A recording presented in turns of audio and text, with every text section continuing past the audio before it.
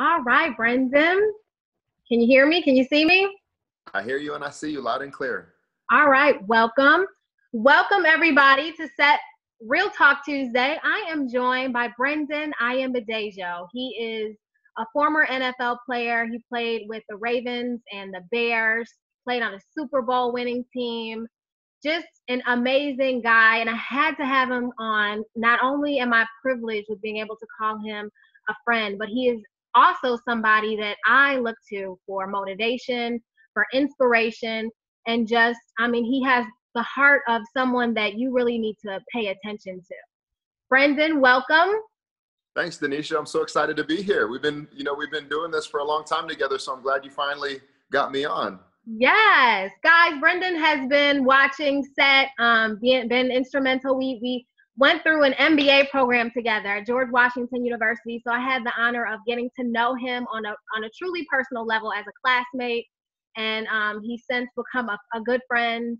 And Brendon, I wanted to have you to share with us from coming, you played in the NFL, had an amazing career, and now you have transitioned into this businessman. Guys, he's also a husband and a father. We don't want to leave those things out, but just watching all the things that you're doing in California. You guys, if you've never heard of Orange Theory Fitness, and a lot of you guys are working out, you're in shape and you just like to maintain even, Orange Theory Fitness is calling themselves the best 1-hour workout. And it has taken the United States by storm. Surely there is an Orange Theory Fitness somewhere in your community. Go in, take advantage of the first free workout. Brendon, how did all of that come to be?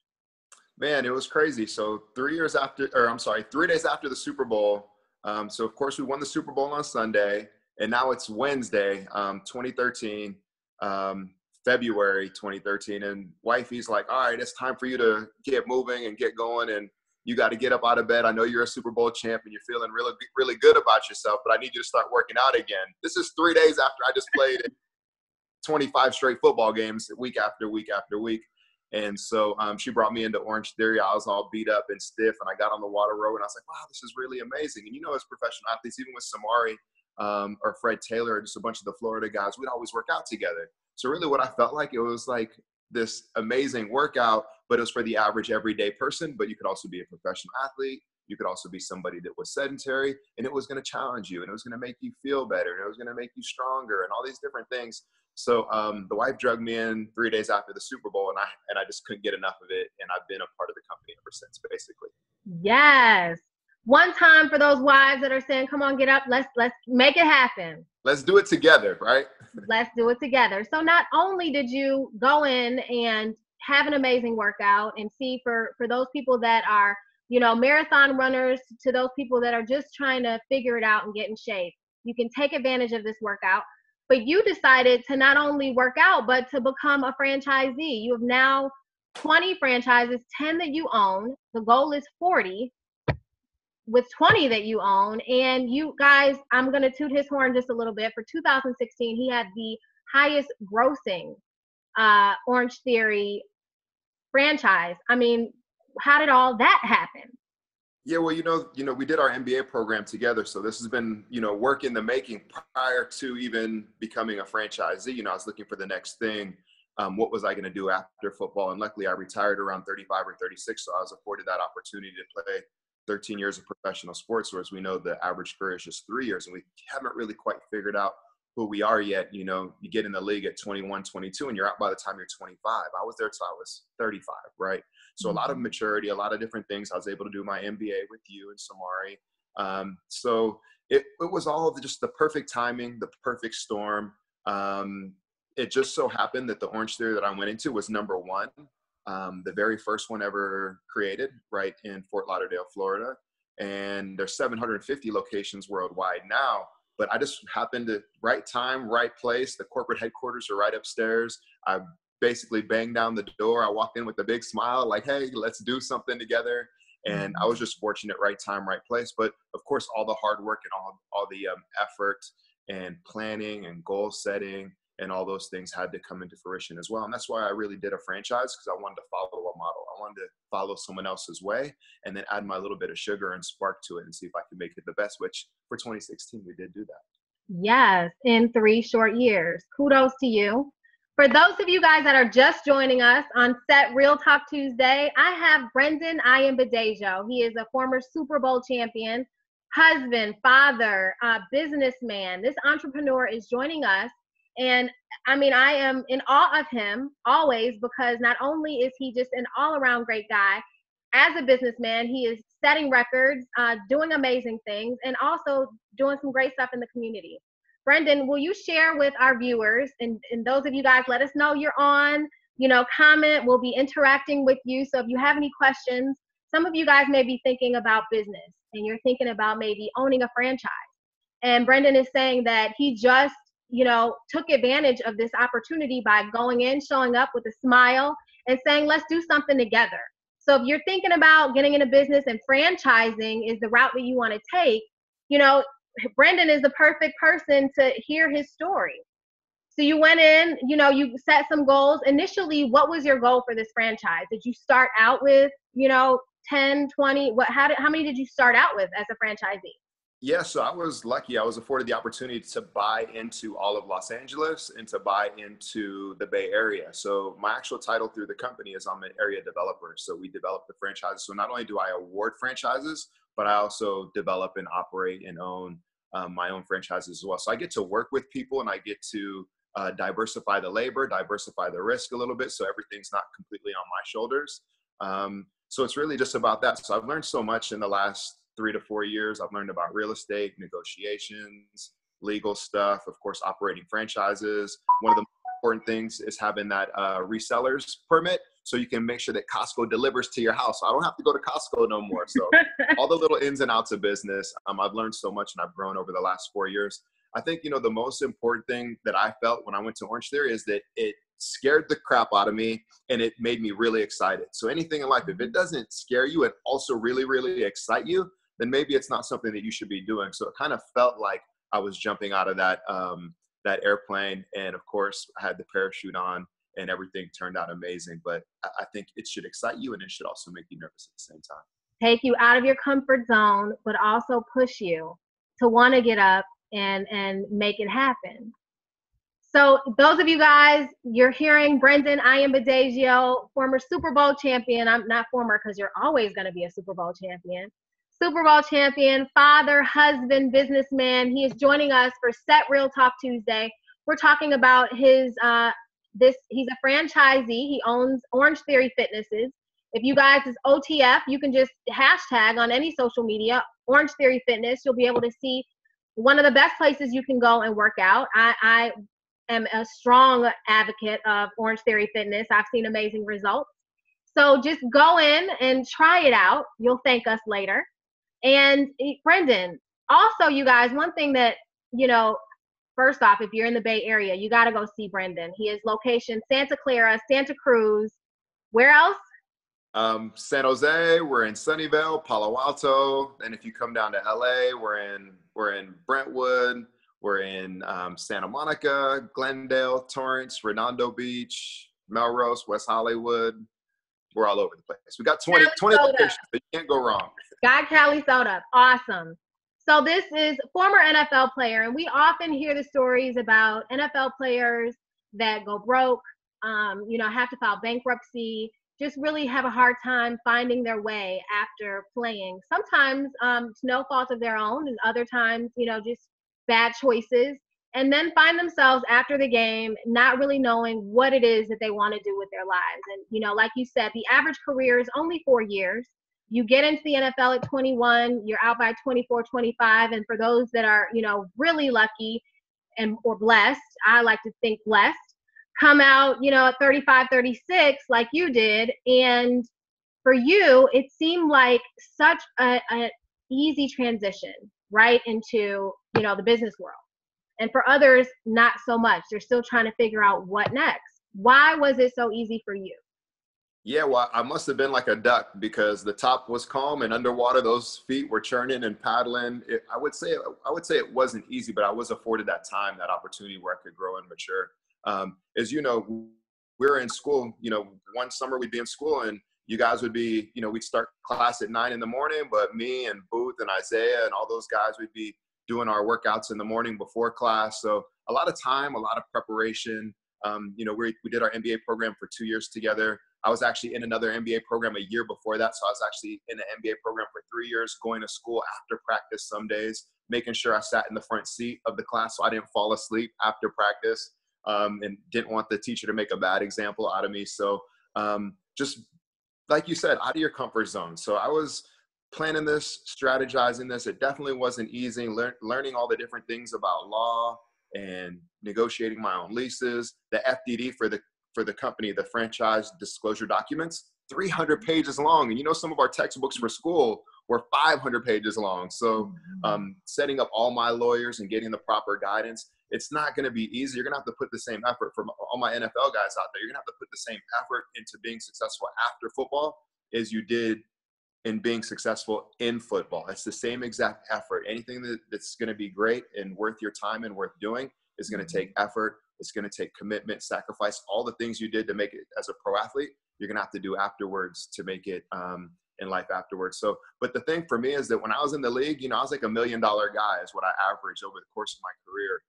So you're talking about some years I made $250,000, other years I made more. It averaged $1 million a year. So I wasn't one of those guys that was some high paid athlete and I was set after football was over. Basically, the only investments that I had after football was I had my life insurance. Of course, I had all the different things, all the different vehicles and opportunities that the NFL sets up for you, but those things kick in later in life. But I had life insurance. I didn't really have too many investments going. I had a little egg of money, a little chunk of money that I was going to invest and find the right thing. And so luckily for me, it was Orange Theory Fitness, and I've been able to maintain the same lifestyle afterwards. So it's definitely not going to be easy. It's going to take a lot of effort. So for those of you guys that are watching that may have just joined us on Set Real Talk Tuesday, I am joined by Brendon Ayanbadejo. He is Super Bowl champion, businessman, husband, father.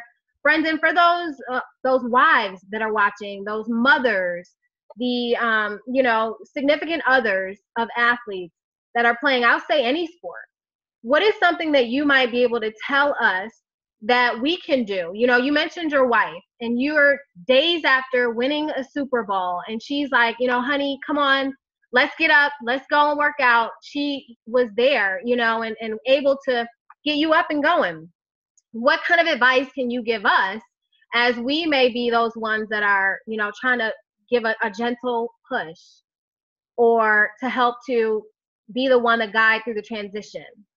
Right. I think it goes both ways, and it's so important. And it was so inspirational to see, the Starks or the McDougals or the Rolls all in there getting their MBAs together. Now, how motivating is that? So anything that you guys can do together, whether it's just a walk or working out, even grocery shopping, even though, we don't like to necessarily be in the grocery store, but just shopping, or if the diet is a certain kind of way, switching up the diet. But if you guys do it together, it definitely makes it a lot easier. But you guys are the catalyst. You guys are kind of that spark. Like we're there, we're able to ignite, but without that flame, we're not the best that we can be. And really that's what you want out of a partner. And it goes both ways.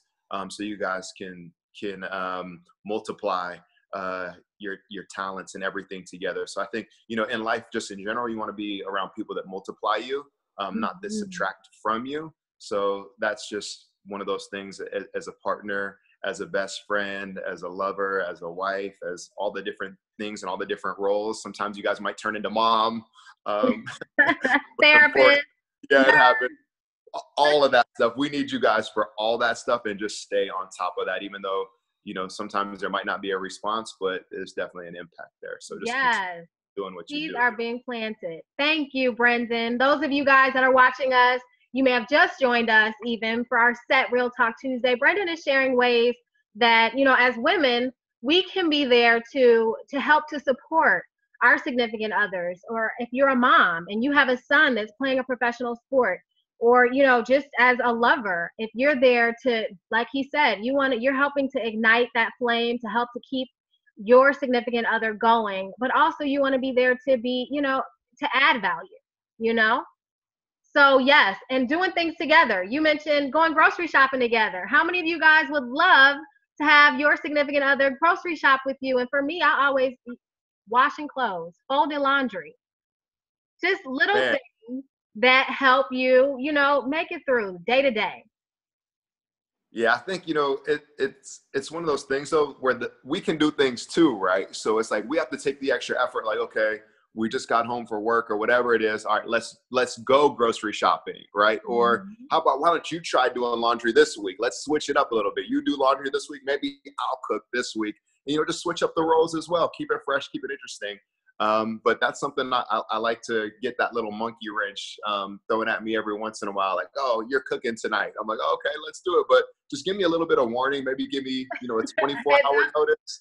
Don't just put me on blast, right then and there. But I love, spending the extra time with the kids, dropping them off at school when I can. But it's diversifying that labor. Just like when you're on a team, you can't throw the ball and catch the ball at the same time. You got to diversify that. So last week when we started school, I went to my daughter's middle school to do the whole parent-teacher introduction to school. Wifey went to elementary school, and the year before I went to elementary school and she went to middle school. So we always switch it up and we keep it fresh. And I learned so much about my daughter and her school and her teachers, which was a great experience. I didn't get to do that at all while I was in the NFL. I missed all that stuff. So I'm really enjoying being able to participate in all those things that I missed while I was in the league. So, and that's something to consider. Many of you may not know that while the guys are playing, they're so focused. And as a significant other, and I say guys, girls too, we have some WNBA players. You want track stars, boxers. It's focus. That takes focus. And to have somebody, a significant other, that can be there. I think about all the doctor's appointments and back to school nights and different things like you mentioned that you miss because you're focused on your sport. And we have to be able to give you that leeway to focus. And so those of you guys that are watching, you think, oh my gosh, it's such an easy life. What do you do when they're away? Well, you are there in the trenches and you're picking up the slack while they're focused on what it is that they're doing. So that's a key point that many may not really, you think, oh, you're playing this sport and, it's just hunky-dory. Well, it is work, and it's a lot of things that you miss. And now you're able to take advantage of because you're not playing. Yeah. And, I don't know how my wife held it down. Like for training camp, I'd be gone for 3 weeks straight, or, every Saturday and Sunday I'm gone. And then, if you guys come to a game, if it's a home game, but you're basically daddy is gone 2 days out of the week during the season for, it could be 20 weeks if you go to the playoffs and do all that stuff. So you guys definitely hold it down. We appreciate you guys for that. Yes. And guys, that's just football. I mean, basketball is a lot more games. Baseball is even, double or triple that. So it just varies. But, you mentioned diversity and diversifying, not just in the home, but now we have these conversations that we're having about diversity and not just culturally and character. And you guys, I want you to know that Brendon was very instrumental. A couple years ago, 2013, Michael Sam came out as the first gay athlete. He's out openly gay and played for the Rams, was drafted by the Rams. And you were consulted by Michael Sam's team. And can you tell us a little bit about, how that was for you and where you think we are as a culture and where you foresee us going, with having athletes come out and out of the closet and being who they are with the freedom to do that? Right. So, yeah, I mean, Michael was the first football player to come out. I think Jason Collins first in basketball, and there's some others in other sports. So, the foundation was laid. But the first one to come out in football. And, they reached out to me because of my belief in equality and reaching out for equality and trying to help change laws and make it so same-sex couples could get married and have all the same rights and benefits protected by the law that heterosexual couples have. So I was really outspoken on that, as well as Scott Fajita, Chris Cluey. I believe that was way back in 2012, actually. But even prior to that, we had spoken about equality. And I always preface first that it's about equality. It's not about gay rights. It's not about LGBT rights. It's about Latino rights, immigration rights, Black rights, women's rights, children's rights. It's all about equality overall. So with that being said, the whole Michael Sam project, it didn't quite turn out how we had hoped it would turn out, whether that was based on talent or discrimination. But we did see, or we haven't seen any athletes come out since in the NFL. But speaking about equality, now we have the whole Colin Kaepernick issue. And what's more important? Is it Is it the law, being an American? Is it being a football player? Is it the law protecting your rights as an African American, or as a woman, or as a child, or as an immigrant? So it's a very interesting climate right now, with everything that's going on with the presidency and things that we see going on across the country, throughout the world. And it's bigger than just football. It's about equal rights when it's all said and done. And it's not about just gay rights. It's about everybody's rights. So it's an interesting time. Where are we going? Hopefully we're going into a better place, but I think we have, from an equality standard, taken a few steps backwards. Okay. So you stand with Cap? I stand with Cap, for real. Yes. Yes. Absolutely. So are you boycotting the NFL? Excuse me? Are you boycotting the NFL this season? So I'm still watching the NFL, but I do different things. So anytime, actually Kaepernick's team actually reached out to me as well. And so I've been supporting Kaepernick ever since this whole thing has been going on. Michael Skolnick, a well-known advocate for everybody. He works in that space, and he happens to be a Russian Jewish white guy, but he stands with anything that's going on when it comes to government and law, discrimination, systemic discrimination, anything that you see happening with the police and African Americans being shot and killed, or minorities being killed. He's front and center on that scene. So I've been talking to him and Cap's team for a long time about this. And so I contribute any way that I can, whether it's raising money, donating, supporting Colin, supporting equality, and all the people that are also on the same team. But I haven't boycotted the NFL. I'm a little too intertwined into that space, even though I think it's more of the owners that are on the side of erring on the wrong side of history and what's going on, and not as much everybody else that's involved in the league. So when you say the owners, can you, on the most basic term, describe to our viewers, those of you guys that are just joining us for Set Real Talk Tuesday, we have Brendon Ayanbadejo, Super Bowl champion, husband, father, and businessman. And he is joining us, sharing with us. I'm honored to have him on. Brendon, on the most basic level, just for those that may still be confused about why Cap is taking a stand, Colin Kaepernick, can you help to explain, from your perspective and the reality of the situation, why is it that he kneeled, and why people still don't, there's this discrepancy that, oh my gosh, he's disrespecting the flag and he's disrespecting veterans. What is it that he's really taking a stand for, and why is it that, some people just can't understand that it's about freedom of speech? Yeah, well, the Constitution says that all men are created equal, but as in man, so as in mankind, we're all created equal, and we're the home of the free, the land of the brave. But if those things aren't happening, so me, Brendon Ayanbadejo, who am I? What am I? Well, I'm a father, I'm a son, I'm an American, I'm Nigerian. There's so many things that I am. I can probably rattle off 20 things that I am before I'm a football player. So I think it's the same thing for Kaepernick.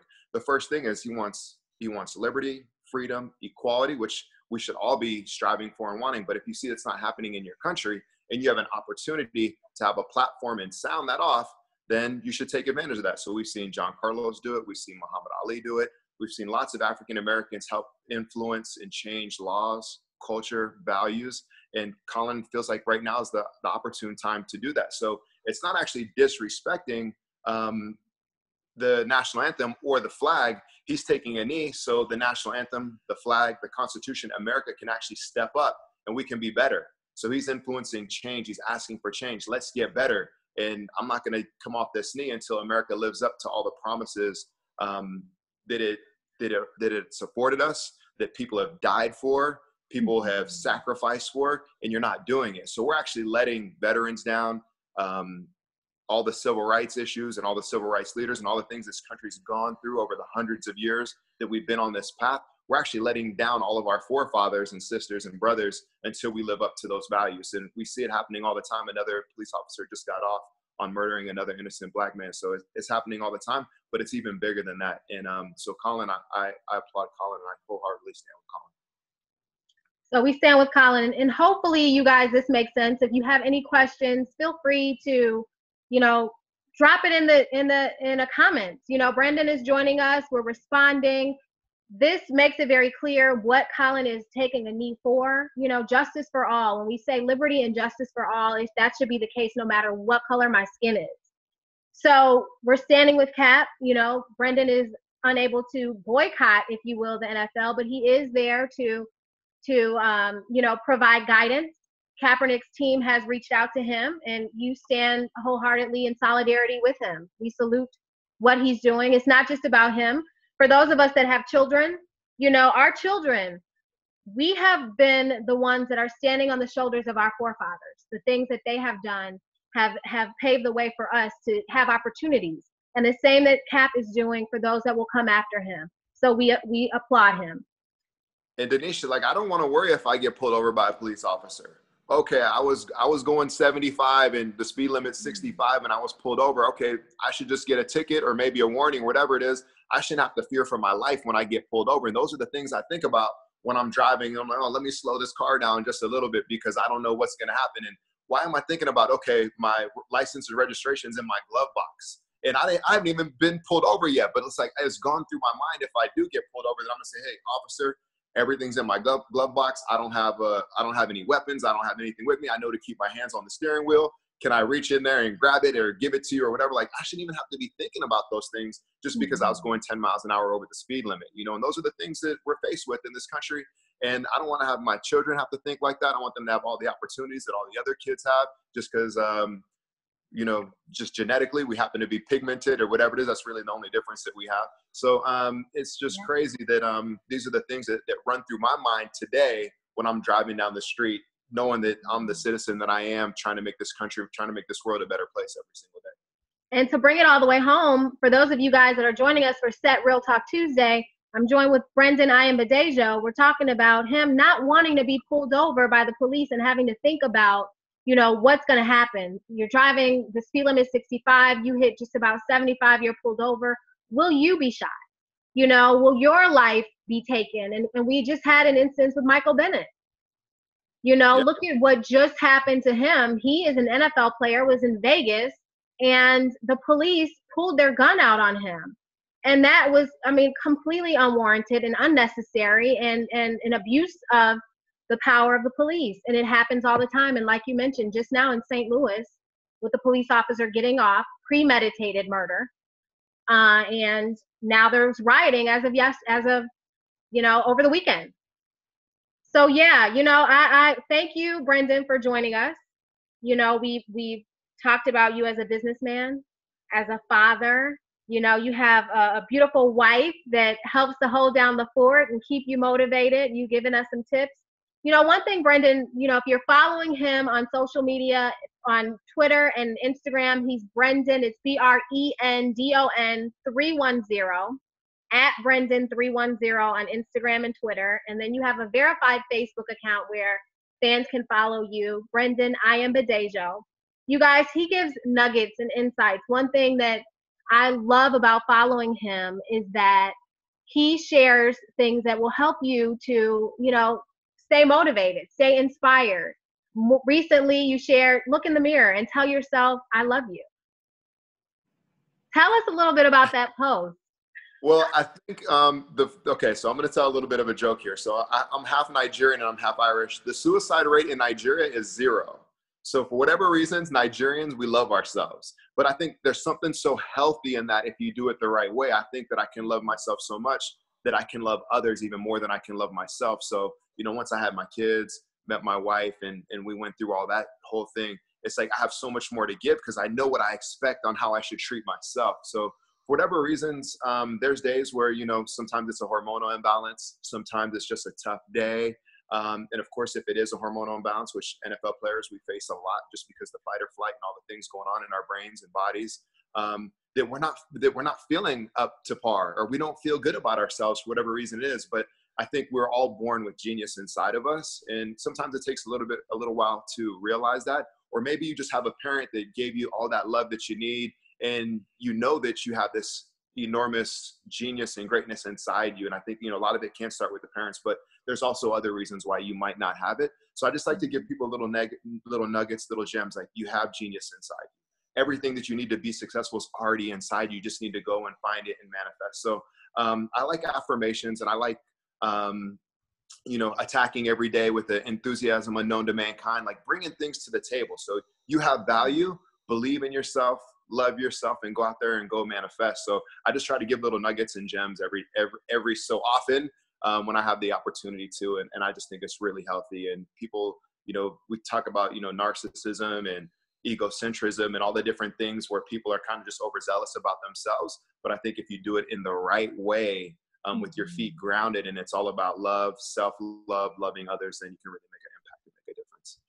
Yes. So if you're not following him and you need nuggets, and sometimes you need them and don't even know you do, you need to be following Brendon. Brendon310 on Instagram. He is Brendon310 on Twitter, Brendon, and then Brendon Ayanbadejo on Facebook. Now, you guys, one thing that we have experienced are these natural disasters. And from Hurricane Harvey to Hurricane Irma here in Florida, Brendon is making a difference. Not only is he a stellar businessman, breaking records, an awesome husband and father, but he has a heart of gold, and I mentioned that earlier. He has adopted, if you will, 10 families, and they're providing for these families, and they have a GoFundMe.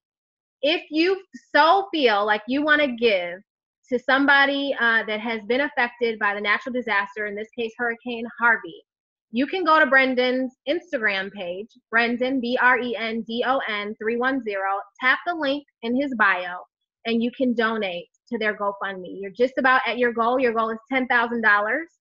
Yeah, I'm not one of those guys that's going to go out there and raise $30 million. But I think, just the difference that we're trying to make is that we don't want to go through any like American Red Cross or any organizations. I went out there and I picked 10 families, and the families are really compelling.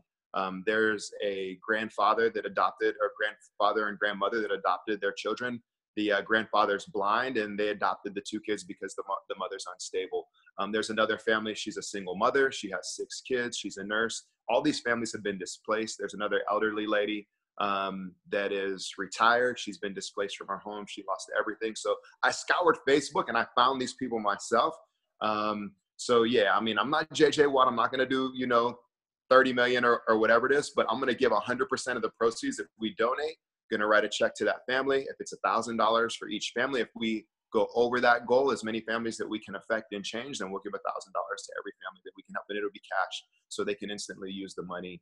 And I didn't want, a bunch of the proceeds being eaten up by the organization, which of course these organizations are doing amazing things, but I want every cent, every dollar to go towards that. So we've been working on that the last couple of weeks, and we're approaching that goal, and I just can't wait to write the check and, hopefully put a smile on someone's face, put some food in their tummies. Maybe it's a new pair of shoes or some clothing, or maybe it's a night or two at a hotel, whatever it is. Just want to make a little difference. I see it as a more of a socialist approach, because I've seen other families, have their own individual GoFundMe. So there's 10,000 for one family, but let's spread a little more, so a little bit of everything for as many families as we can. Yes. So guys, he mentioned JJ Watt was able to raise 30 million or more. I don't know what the number is, but it was big. It was amazing that he was able to do that. But the thing is that us being able to, help Brendon in this case to lend a hand to these families in Hurricane Harvey that have been affected by Hurricane Harvey, we just don't know that next child or person that you are able to contribute to may be the next JJ Watt in their ability to give and to help and to make a difference and impact communities. So if you can, whatever, he's not asking for a specific amount, but whatever you can set aside to help, head over to Brendon310 on Instagram, tap the link in that bio, and contribute to his GoFundMe for a good cause. Thank you. Yes. So we're wrapping up here on Set Real Talk Tuesday. Guys, show Brendon some love. If there's anything that he might have said that really touched you or impacted you, drop a comment in our comment section. Brendon's responding. I'm responding. Thank you. We see you. Hey, on Set Real Talk Tuesday. Well, we're going to conclude. I am Danisha Roll, and I'm set. And this is Brendon. And Danisha, you do such an amazing job. You and Samari have been such an inspiration for so long. I just love how you guys do so much together, and I love how you carry yourself and the way that you do your business whether it's set or whether you're doing something for fitness or whatever you're doing, you're such an inspiration to our people and to women and mothers just in general. So keep doing what you're doing, keep shining light on people that are trying to make a difference, and keep going out there and keep shining and keep rising. Well, thank you, Brendon. Brendon is set, guys. Thank you so much. You guys, we're going to conclude tonight. You guys, that warmed my heart, Brendon. Seriously, thank you. All right, guys, we're going to end tonight, and we will see you same place next Tuesday on Set Real Talk Tuesday.